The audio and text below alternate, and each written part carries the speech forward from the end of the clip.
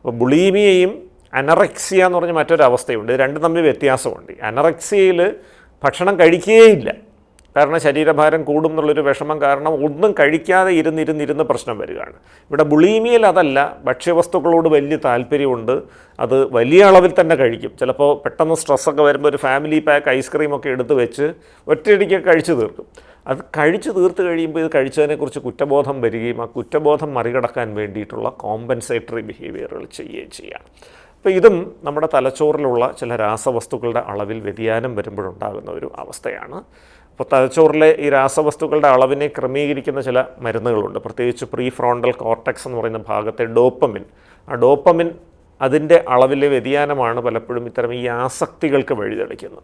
അപ്പോൾ ഡോപ്പമിൻ്റെ അളവ് ക്രമീകരിക്കുകയും ഈ അമിതമായി ഭക്ഷണം കഴിക്കാനുള്ള ആസക്തി കുറയ്ക്കുകയൊക്കെ ചെയ്യുന്ന മരുന്നുകളുണ്ട്. ആ മരുന്നുകളും ചിന്തകളിലെ വൈകല്യങ്ങൾ തിരുത്താൻ സഹായിക്കുന്ന ബൗദ്ധിക പെരുമാറ്റ ചികിത്സയും ആരോഗ്യകരമായ ഭക്ഷണക്രമം, ജീവിതശൈലി, വ്യായാമം എന്നിവയെക്കുറിച്ചുള്ള കൃത്യമായ നിർദ്ദേശങ്ങളും നൽകിക്കഴിഞ്ഞാൽ ഈ ബുളീമിയ മറികടക്കാൻ പറ്റും.